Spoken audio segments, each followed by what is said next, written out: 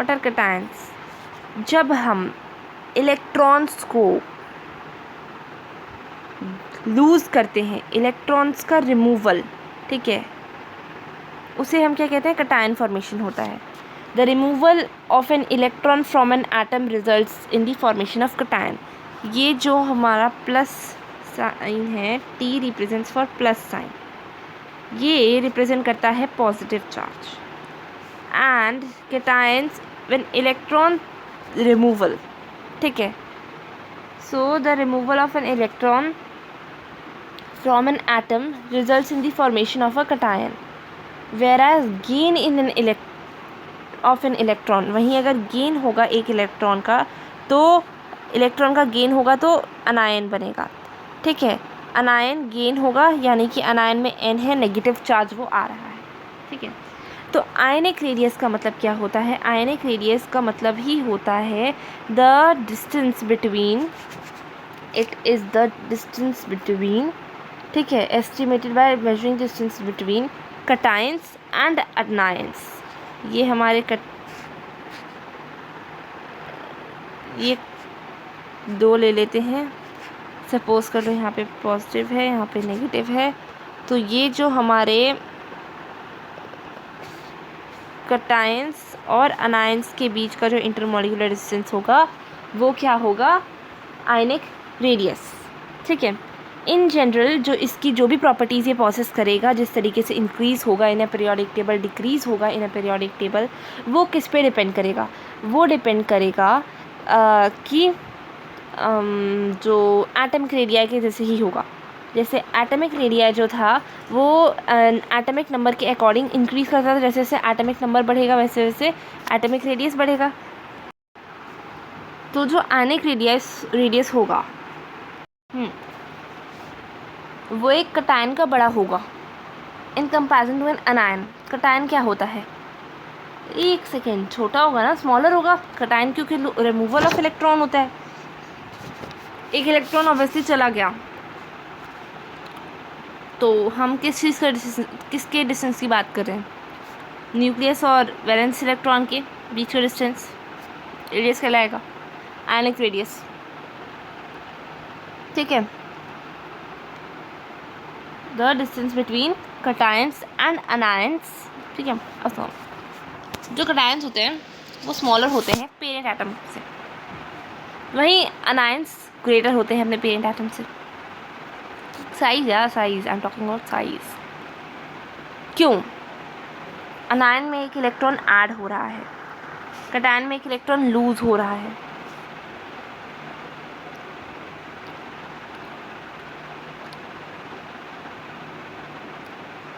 बताती हूँ, डिफरेंस बताती हूँ।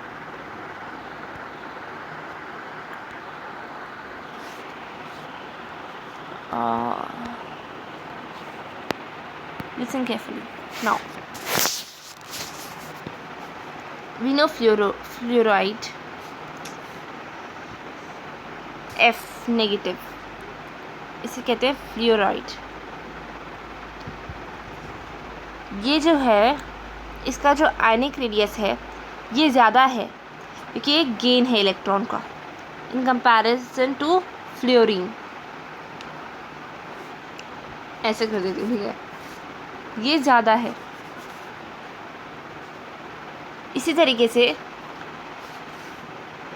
एटमिक रेडियस ऑफ सोडियम का एटमिक रेडियस ज़्यादा है इन कंपैरिजन टू Na+, क्योंकि यहाँ पे इलेक्ट्रॉन लूज हो रहा है, ठीक है। इसी तरीके से now when we find some atoms and ions which contain same number of electrons, we call them isoelectronic species. For example, O2 negative, F negative, Na positive, Mg2 plus have the same number of electrons, 10. Their radii would be different because of their different nuclear charges. The cation with the greater positive charge will have a smaller radius because of the greater attraction of electrons to the nucleus. Anion with the greater negative charge will have the larger radius due to the repulsion. ठीक है, और repulsion also depends upon the nuclear charge and the ion will expand in size. ठीक है, अब सुनो, ध्यान से सुनो, इतना समझ लो ना कि जो आयनिक रेडियस है ना वो डिपेंड करता है टोटली एंड टोटली इलेक्ट्रॉन्स पे। जितने ज़्यादा इलेक्ट्रॉन्स, बैलेंस नहीं, बैलेंस नेसेसरी नहीं है, इलेक्ट्रॉन्स जितने ज़्यादा होंगे उतने ही ज़्यादा उसका आयनिक रेडियस होगा। ठीक है, अब मैं बात करती हूँ आइसो इलेक्ट्रॉनिक स्पीशीज़ की। What are iso electronic species? Iso से मतलब जब नाम आता है तो इसका मतलब होता है सेम। इलेक्ट्रॉन नॉनिक यानी कि इलेक्ट्रॉन्स। सो जब हम कुछ एटम्स और आयंस फाइंड करते हैं जो same number of electrons contain करते हैं, when we find some atoms and electrons which contain the same number of electrons, क्या आई पार्डन, जिनमें same number of electrons present होते हैं, वो एटम्स भी हो सकते हैं, क्योंकि एटॉमिक स्पीशीज़ बोला, इलेक्ट्रॉनिक स्पीशीज़ बोला है, तो इलेक्ट्रॉनिक स्पीशीज़ तो एटम्स भी हो सकते हैं और इलेक्ट्रॉन्स भी हो सकते हैं, इसीलिए कहा गया है iso electronic species are those atoms और ions which contain the same number of electrons as we call. ठीक है, अब फॉर एग्ज़ाम्पल मैं नाम लेती हूँ O2 नेगेटिव। ठीक है, O2 नहीं लेंगे, O2 negative, Mg2 plus, Na plus, इन सब में कितने इलेक्ट्रॉन्स हैं? 10 इलेक्ट्रॉन्स हैं इन सभी में। तो रेडिया डिफरेंट होगा, भले ही रेडिया डिफरेंट होगा क्योंकि अलग अलग न्यूक्लियर चार्ज है, दोनों चीज़ों पे डिपेंड कर रहा है ना, न्यूक्लियर चार्ज कितना है उस हिसाब से अट्रैक्शन रिपल्शन कितना है। ठीक है, तो इतना याद रखना। एक और बात कि अगर जो कैटायन होगा जिसका पॉजिटिव चार्ज ज़्यादा होगा उसका रेडियस स्मॉल होगा। ठीक है, कैटायन का रेडियस स्मॉल होगा, रेडियस क्या होगा? स्मॉल होगा, एस फॉर स्मॉल। जैसे कि इसका रेडियस कम होगा, इसका रेडियस कम होगा, इसका रेडियस कम होगा। वहीं अगर बात करते हैं अनायंस की, तो इसका नेगेटिव चार्ज जो होगा ज़्यादा होगा, ग्रेटर होगा, विल हैव लार्जर रेडियस, इसका रेडियस क्या होगा? ज़्यादा होगा। In this case net repulsion जो है इलेक्ट्रॉन्स का will outweigh the nuclear charge and the ion will expand in size. Which of the following species will have the largest and the smallest size? Next question है Mg2 plus, Al3 minus, sorry plus है शायद। चलो, magnesium का कितना होता है? 12। Magnesium 2+ का क्या होता है? 10। एल्यूमिनियम का क्या होता है? 13। इसका कितना होता है? 10। पूछा है कौन कौन से स्पीशीज़ का लार्जेस्ट रेडियस होगा और स्मॉलेस्ट साइज़ होगा। लार्जेस्ट और स्मॉलेस्ट साइज़, तो जो अनायंस होंगे उनका लार्जेस्ट साइज होगा। अनायंस कौन? Gain of an electron. तो सबसे ज़्यादा किसका होगा? सोचो इन सब में सबसे ज़्यादा रेडियस किसका, कितने नंबर ऑफ इलेक्ट्रॉन सबसे ज़्यादा किसके हैं? एटॉमिक साइज भी नंबर ऑफ इलेक्ट्रॉन्स पर डिपेंड कर रहा है, मतलब क्योंकि सेम बिहेवियर जो है आयनिक रेडियस की होता है एटॉमिक रेडियस का। मैग्नीशियम का सबसे ज़्यादा होगा और सबसे कम होगा एल्यूमिनियम 3+ का। ठीक है, atomic radius decrease across a period, एक पीरियड के अक्रॉस। मैग्नीशियम इधर आता है ना, सबसे इधर आता है मैग्नीशियम सब में, और सबसे उधर आता है एल्यूमिनियम। ठीक है, तो सबसे उधर नहीं कहेंगे, 2-3 स्टेप छोड़ के ही तो आता है, एक ही स्टेप छोड़ के आता है एक्चुअली मैग्नीशियम जो है इसके बाद ही। तो atomic radius decrease across a period, decrease होता है ना atomic radius across a period. Cations are smaller than their parent atoms among iso electronic species, one with large positive nuclear charge will have the small radius. जिसका सबसे ज़्यादा positive charge का radius होगा, positive charge होगा, उसका सबसे छोटा radius होगा। ये बात अब हम एक one of the most important topic of this chapter जाने वाले हैं और पढ़ने वाले हैं जिसका नाम है ionisation enthalpy. What do you mean by ionization enthalpy? Ionisation enthalpy से क्या मतलब है? अ क्वांटिटेटिव मेजर, एक क्वांटिटेटिव मेजर किसका? Of the tendency of an element, एक एलिमेंट की टेंडेंसी का to lose electron is given by its ionisation enthalpy. Electron को लूज करने का उसकी आयनाइजेशन एंथैल्पी के द्वारा दिया जाता है। एक क्वांटिटेटिव मेजर, टेंडेंसी का एक एलिमेंट की, एक quantitative measure of the tendency of an element, ठीक है, एक quantitative measure of the tendency of an element to lose an electron, एक इलेक्ट्रॉन को लूज करने का is given by ionization enthalpy. It represents the energy required to remove an electron from an isolated gaseous atom in its ground state. या साफ शब्दों में कहें तो आयनाइजेशन एंथैल्पी क्या रिप्रेजेंट करता है?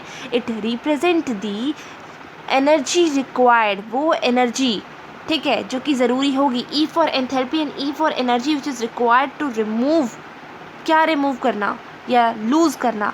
लूज इलेक्ट्रॉन, ठीक है। A quantitative measure of the tendency of an element to lose electron, electron को लूज करने की, ठीक है, to lose electron is given by ionization enthalpy. To remove an electron from an isolated gaseous state, एक isolated gaseous atom से, मतलब suppose कर लो this is a isolated gaseous atom, इसके ग्राउंड स्टेट से जो एनर्जी मुझे चाहिए होगी इलेक्ट्रॉन को रिमूव करने की, उसे मैं आयनाइजेशन एंथैल्पी कहूँगी, या मैं वो क्वांटिटेटिव मेजर कहूँगी एक एलिमेंट की टेंडेंसी का जो कि इलेक्ट्रॉन के को लूज़ करने के लिए चाहिए होगी। What do you mean by ionization enthalpy? So a quantitative measure of the tendency of an electron, एक quantitative measure of the tendency of an electron, एक क्वांटिटेटिव मेजर एक इलेक्ट्रॉन की टेंडेंसी का, a quantitative measure of the tendency of an element right to lose electron, electron को lose करने की is given by ionization enthalpy. It represents the energy required to lose an electron or to remove an electron, the energy required to remove an electron from an isolated gaseous atom, from in its ground state. दूसरे शब्दों में कहूँ, जो first ionization enthalpy होती है, the first ionization enthalpy required for an element X is the enthalpy change for the reaction depicted. ये X atom है, अपने ग्राउंड स्टेट में प्रेजेंट है, गैशियस एटम है, इसके इलेक्ट्रॉन को रिमूवल करना है, तो हमने क्या कर दिया, एक इलेक्ट्रॉन रिमूवल कर दिया, ठीक है, एक इलेक्ट्रॉन रिमूवल कर दिया। तब उस केस में हम आयनाइजेशन एंथैल्पी को क्या कहेंगे? उसको हम कहेंगे it is the enthalpy change, ठीक है। फॉर द एंथैल्पी चेंज को रिप्रेजेंट करते हैं this thing, enthalpy change for the reaction this, ठीक है। What is the unit? Kilo joule per mole इसकी यूनिट है, किसकी? आयनाइजेशन एंथैल्पी की। It is the unit of ionization enthalpy.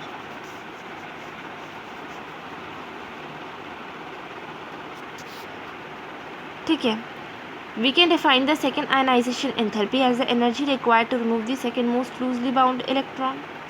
It is the energy required to carry out the reaction. ये simple.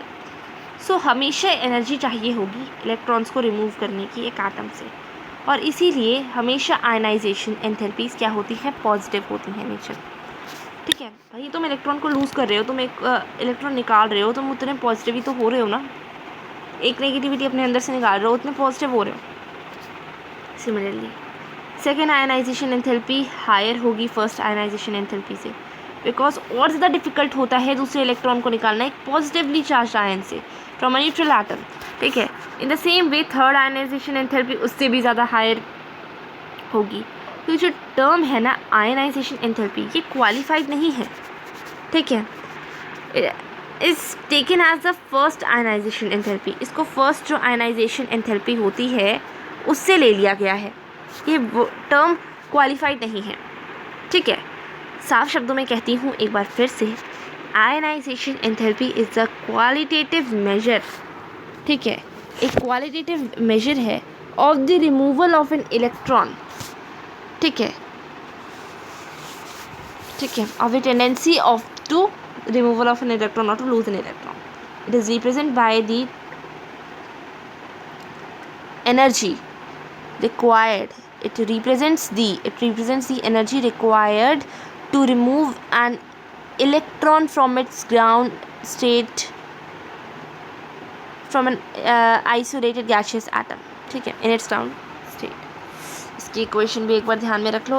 x ground state से हमने एक positive charge आया, एक इलेक्ट्रॉन, तो ये हो गया हमारा ionization enthalpy, which is not a official term. It is not you can say qualified term. बस ये फर्स्ट जो होता है ना, जो फर्स्ट वाली होगी, सेकेंड वाली होगी, थर्ड वाली होगी, जो जितना होगा उतना ज़्यादा ग्रेटर होगा, ठीक है.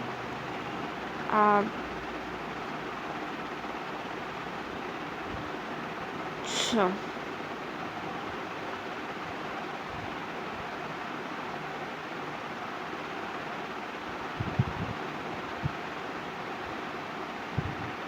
अब हम दो ट्रेंड्स नोटिस करेंगे फर्स्ट आयनाइजेशन एंथैल्पी में. In addition you will notice two trends. The first ionization enthalpy generally increases as we go across a period and decreases as we descend in a group. Number 1, जो as we go across a period ionization enthalpy IE increases. Ionization enthalpy increases as we go across a period, and as we descend down a group ionization enthalpy decreases. मेरी बात समझो, group में आ रहे हो, ऊपर से नीचे आ रहे हो, तो आयनाइजेशन तुम्हारी कम हो रही है. एंथैल्पी पीरियड में इधर से उधर जा रहे हो, आयनाइजेशन एंथैल्पी इंक्रीज़ हो रही है, ठीक है. आयनाइजेशन एंथैल्पी इंक्रीज़ हो रही है. As we move down a group ionization enthalpy decreases, and as we go across a period ionization enthalpy increases. यही जो ट्रेंड्स हैं respectively for the elements of the second period and the first group of the periodic table.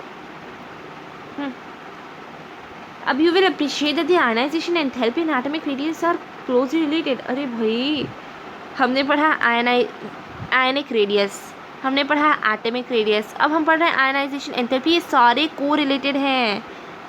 को related हैं, आपस में. To understand these trends we have to consider two factors. इन trends को समझने के लिए हम दो फैक्टर्स को कंसिडर करेंगे. पहला, attraction of electron towards the radius nucleus and repulsion of electrons from each other. पहला क्या? अट्रैक्शन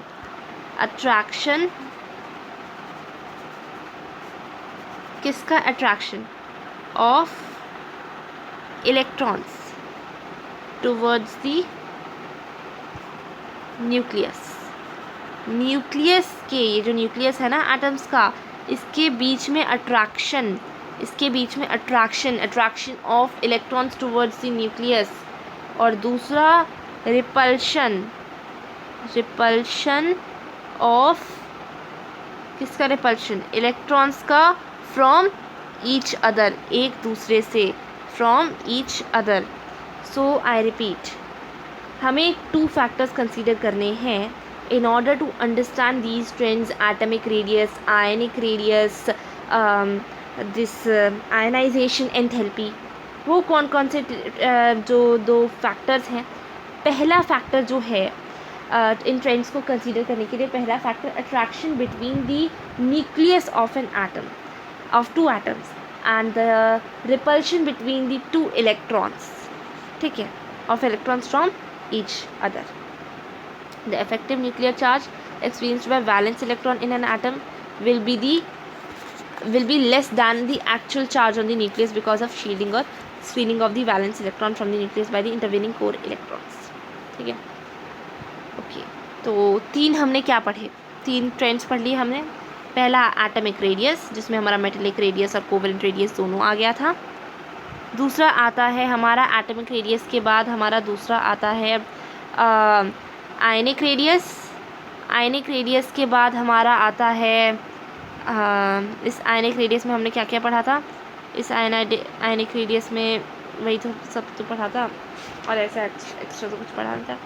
आयंस का रेडियस हो गया, आइसो इलेक्ट्रॉनिक स्पीशीज़ पढ़े थे एक, और तीसरा हमारा आता है IE ionization enthalpy which increases across a period and decreases down again. ठीक है, ये सब खत्म होता है तो हम अपना एक टॉपिक स्टार्ट करेंगे शील्डिंग। इसके बाद we further start electron gain enthalpy, then electronegativity and so on. देखते हैं जैसे से हो। तो अब एक मोस्ट इम्पॉर्टेंट टॉपिक पढ़ने जा रहे हैं हम, इसका नाम शील्डिंग। इतने प्यारे कलर से लिखे हुआ एंड इससे हम स्टार्ट कर रहे हैं। अच्छा, शील्डिंग क्या होता है ना, कभी कभार जितना हम एक्सपेक्टेशन रखते हैं कभी कभार कोई फुलफिल नहीं कर पाता, और जायज़ है यार, because every one has their own capacity and it is मतलब you know somewhere correct also. Leave this thing. Shielding कुछ ऐसा ही है, जितना एक्सपेक्ट किया जाता है ना उतना ज़्यादा न्यूक्लियर चार्ज वैलेंस इलेक्ट्रॉन तक पहुंचता नहीं। मतलब वैलेंस इलेक्ट्रॉन उतना ज़्यादा न्यूक्लियर चार्ज फील करता नहीं। कहने का मतलब ये है, पहले शील्डिंग से स्टार्ट करते हैं फिर बताती हूँ। जो इनर शेल के इलेक्ट्रॉन्स होते हैं, जो इनर्ट होते हैं, द इनर शेल इलेक्ट्रॉन्स, जो इनर शेल इलेक्ट्रॉन्स होते हैं, दे इधर गार्ड और शील्ड्स और स्क्रीन्स। वो गार्ड करते हैं, शील्ड करते हैं या स्क्रीन करते हैं। The inner shell electrons guards or shield or screens किसको? Nuclear charge. किसको? Nuclear charge. किसके लिए? For valence electrons, for valence electrons. ठीक है, चलो जी। The inner shell electron guards और शील्ड्स और स्क्रीन्स न्यूक्लियर चार्ज। जो इनर शेल इलेक्ट्रॉन्स हैं वो या तो गार्ड करते हैं या शील्ड करते हैं, किसको? या स्क्रीन करते हैं न्यूक्लियर चार्ज को वैलेंस इलेक्ट्रॉन्स के लिए। The inner shell electrons guards और शील्ड्स और स्क्रीन्स न्यूक्लियर चार्ज। जो इनर शेल के इलेक्ट्रॉन्स हैं, the inner shell electrons guards और शील्ड्स और स्क्रीन्स न्यूक्लियर चार्ज। किसको? न्यूक्लियर चार्ज को, for the valence electrons, valence electrons के लिए। इसका मतलब साफ शब्दों में ये कि जो वैलेंस इलेक्ट्रॉन्स है डू नॉट फील्स लेसर, या कह सकते हैं feels lesser nuclear charge as expected than expected. ठीक है, जो वैलेंस के इलेक्ट्रॉन्स होते हैं, वैलेंस आउटर मोस्ट शेल के इलेक्ट्रॉन्स होते हैं, वो कम न्यूक्लियर चार्ज एक्सपीरियंस करते हैं जितना एक्सपीरियंस किया जाता है, एक्सपेक्ट किया जाता है। ठीक है, the nuclear charge actually felt by the valence electrons is known as effective nuclear charge. वो न्यूक्लियर चार्ज जो कि एक्चुअली फेल्ट किया जाता है वैलेंस शेल के द्वारा, वैलेंस के इलेक्ट्रॉन्स के द्वारा, वो क्या कहलाता है? उसको हम ENC कहते हैं, इफेक्टिव न्यूक्लियर चार्ज। ठीक है, so the inner shell electron guards और शील्ड्स और screens nuclear charge for the valence electrons. जो इनर शेल इलेक्ट्रॉन्स हैं वो या तो गार्ड करते हैं या शील्ड करते हैं, स्क्रीन करते हैं न्यूक्लियर चार्ज को वैलेंस इलेक्ट्रॉन्स के लिए।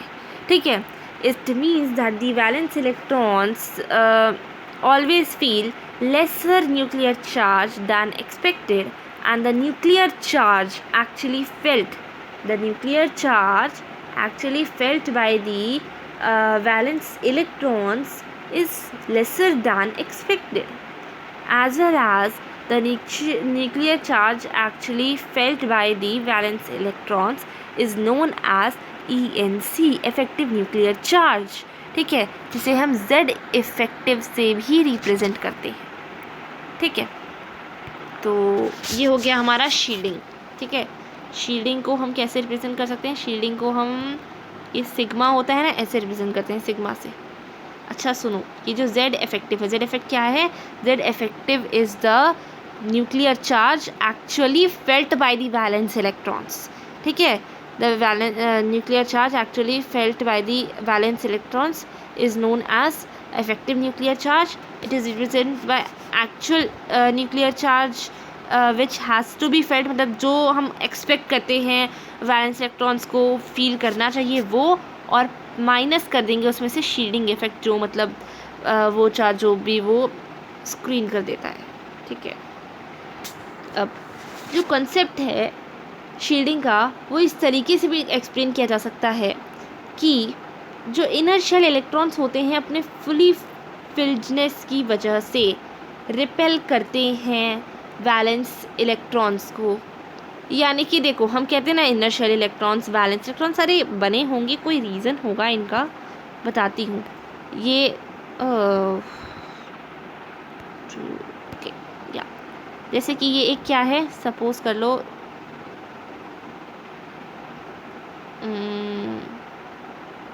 हाँ जी, ये एक एटम है, इसके बीच में छोटा सा न्यूक्लियस बना देते हैं। अब इसके अंदर कुछ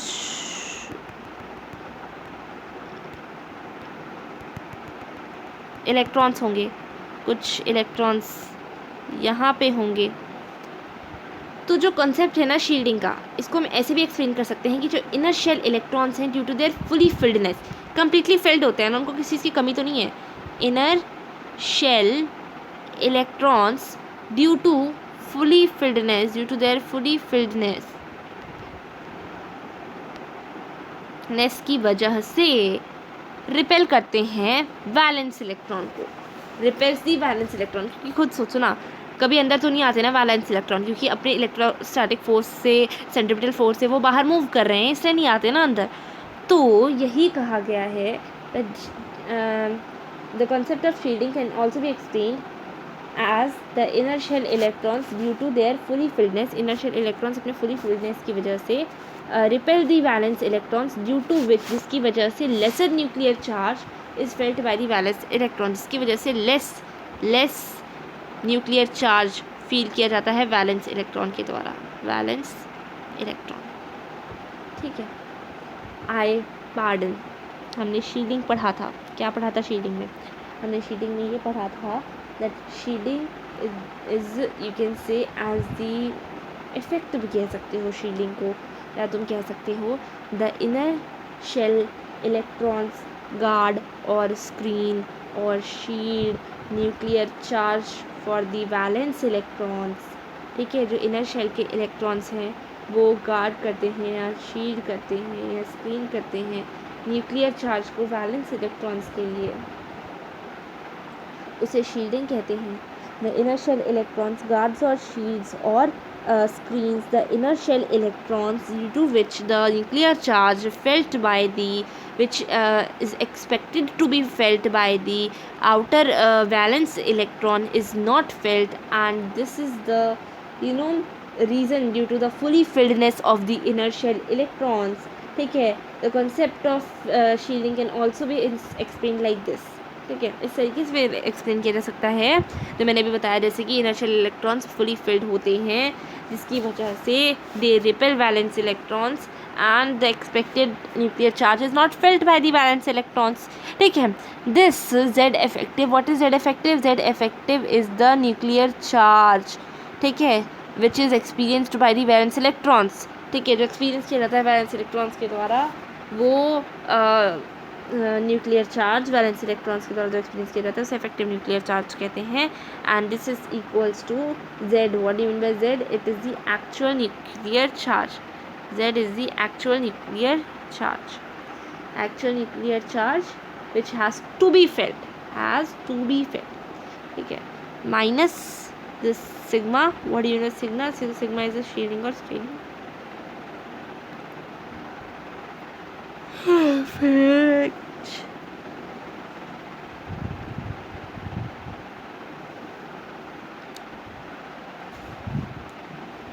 Greater the shielding, lesser will be ionization energy. जितनी ज़्यादा शील्डिंग होगी उतनी ही कम आयनाइजेशन एंथैल्पी एनर्जी होगी, ठीक है। आयनाइजेशन एंथैल्पी ने एनर्जी, जितनी ज़्यादा shielding होगी, the greater will be the shielding, lesser will be the ionization energy. ठीक है, ये जो कॉन्सेप्ट है ना शील्डिंग का फॉर डिफरेंट शेल्स, ये एक्सप्लेन किया जा सकता है कोलम्बिक फोर्स की बेसिस पे। The concept of shielding for different shells can be explained on the basis of Coulombic force F which is equals to K Q1 Q2 divided by D square. इससे represent किया जा सकता है जो concept है shielding का for different shells can be explained on the basis of Coulombic force. ठीक है, अब हम बात करते हैं फॉर सबशेल्स। सबशेल्स का केस लेते हैं। सबशेल्स के केस में क्या होता है? For subshells which resides in the same shell, जो कि सेम शेल में रिसाइड करते हैं। सबशेल्स के लिए which resides in the same shell at the same distance, ये हम बना लेते हैं। Oh no,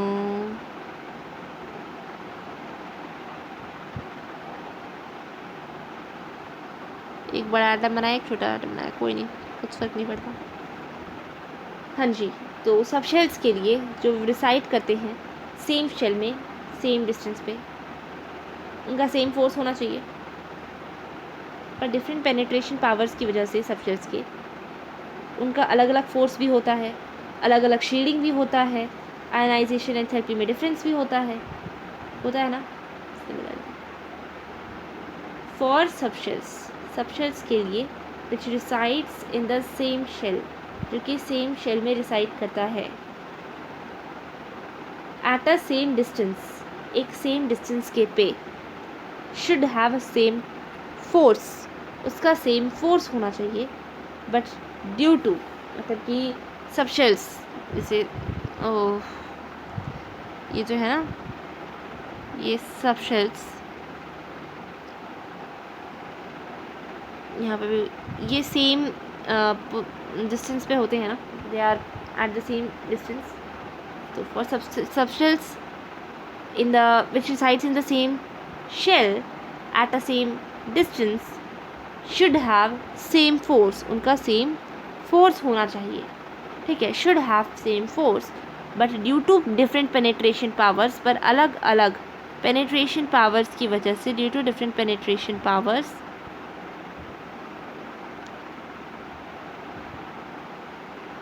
of subshell, they also account for different forces, different shielding and different ionization energy enthalpy। उनका अलग शील्डिंग होता है, अलग फोर्सेस होते हैं और अलग आयनाइजेशन होते हैं। For a same shell penetration powers will be as following. एक सेम शेल के लिए, अच्छा देखिए तो सबसे ज़्यादा शील्डिंग अगर किसी की होगी तो एस सबशेल की होगी ना,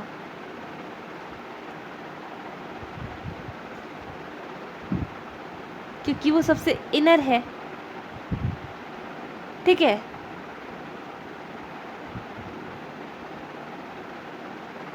न्यूक्लियर चार्ज से के कंपैरिजन में सबसे ज़्यादा शील्डिंग एस सबशेल की होगी। ठीक है, तो for a same shell the penetration power will be as following. Same shell के लिए पेनिट्रेशन पावर एज फॉलोइंग होगी SPDF। ठीक है, यानी कि S की सबसे ज़्यादा, P की सबसे ज़्यादा, D की सबसे ज़्यादा, फिर F की। यानी कि अगर मैं कहूँ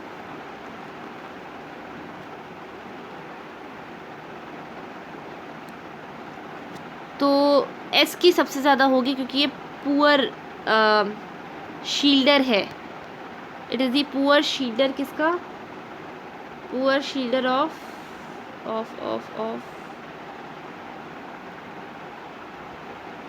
poorest shielder of nuclear charge. ठीक है, इसीलिए for subshells which resides in the same shell, क्योंकि सेम शेल में रिसाइड करता है एट द सेम डिस्टेंस, एक सेम डिस्टेंस पे, शुड हैव सेम फोर्स, उसका सेम फोर्स होना चाहिए, but due to different penetration powers of subshells they also accounts different forces in different shielding and different ionization energy. For same shell, एक same shell के लिए penetration powers ऐसे हो सकती हैं, एस का सबसे ज़्यादा, फिर D का, फिर F, P का, फिर T का, F का। यानी कि for any subshell, S subshell causes most effective shielding, सबसे ज़्यादा इफेक्टिव शील्डिंग है, ठीक है, एस सबशेल की। फॉर अदर एस इलेक्ट्रॉन्स, बाकी एस इलेक्ट्रॉन्स के लिए, while F subshell poorest shielder है न्यूक्लियर चार्ज का फॉर अदर एफ इलेक्ट्रॉन्स। वहीं हेंस, एक सेकेंड, पुअरेस्ट शील्डर एस थोड़ी ना, एफ है, एफ है, ठीक है, एस नहीं है, एफ है, एफ पुअरेस्ट शील्डर है। सबसे अच्छा शील्डिंग किसका होगा, सबसे ज़्यादा इफेक्टिव शील्डिंग जिसे कहेंगे एस की तो होगी, क्योंकि मैं एक बात समझाना चाहूँगी, बहुत ज़्यादा बच्चों को कन्फ्यूज़न होती है, मैं बात अच्छे से समझाती हूँ। ये एक पूरा हमारा क्या है, क्या कहते हैं हम इसको,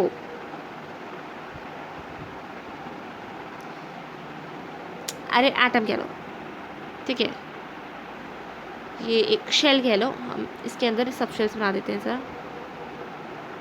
ये हो जाएंगे हमारे सब शेल्स, ये सब शेल्स हो गए,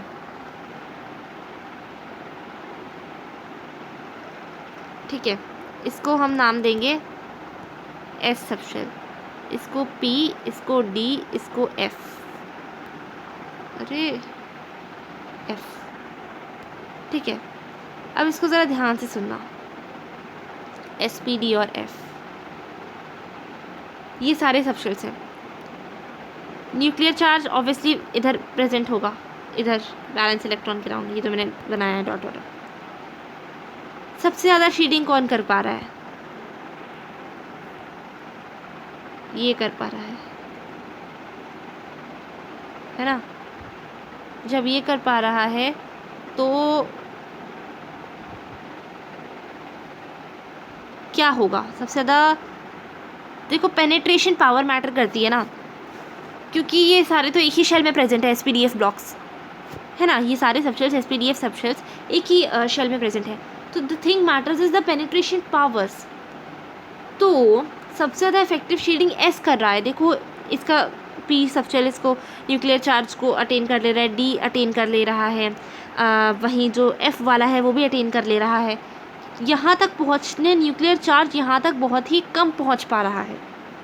तो सबसे अच्छी शील्डिंग किसकी हुई, एस ब्लॉक की, has least ionization enthalpy while F shows very high ionization enthalpy.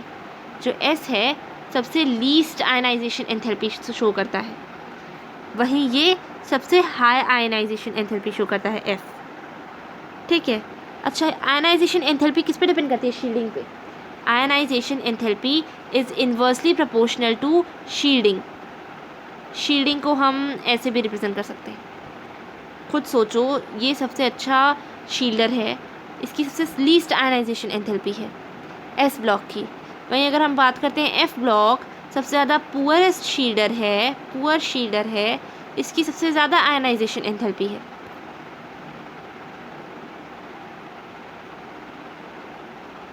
ठीक है।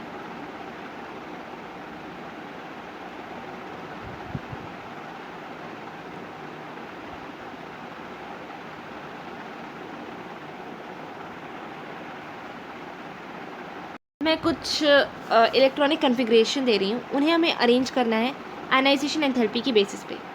1s2 2s2 2p6, इसके इलेक्ट्रॉन्स कितने हो जाएंगे, मैं साथ साथ कैलकुलेट करते जाते हैं। 2 to 4, 4 + 6 10।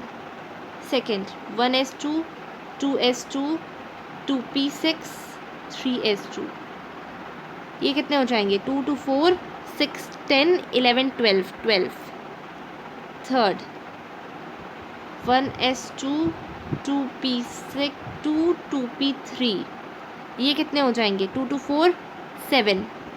Fourth 1s2 2s2 2p6 3s2 3p6 4s1।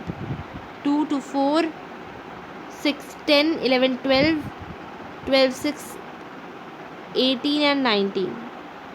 तो सबसे ज़्यादा डी की, फिर बी की, फिर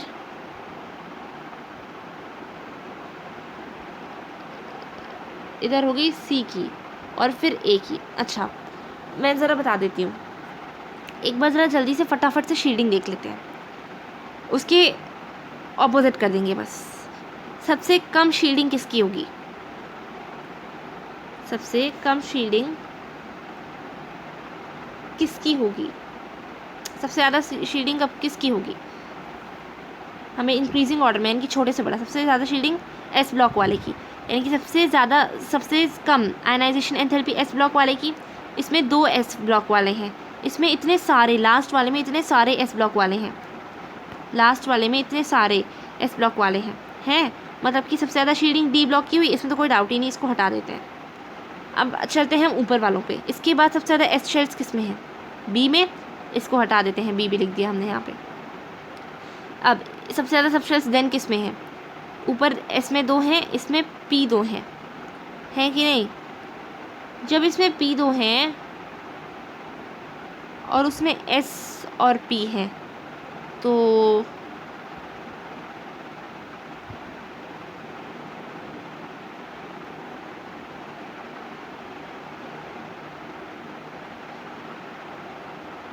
इनमें सबसे ज़्यादा फिर इसकी होगी, ए की होनी चाहिए ना, और फिर सी की,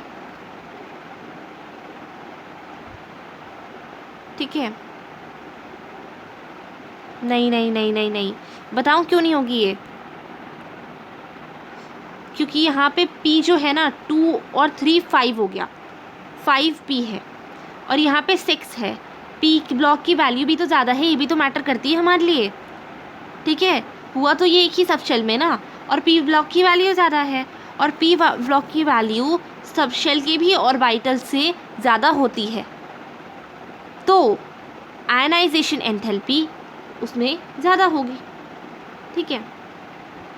सी आएगा फिर ए आएगा, करेक्ट है ये एकदम। इस तरीके से ये तो होगा ऑर्डर इसका, और कैसे होगा।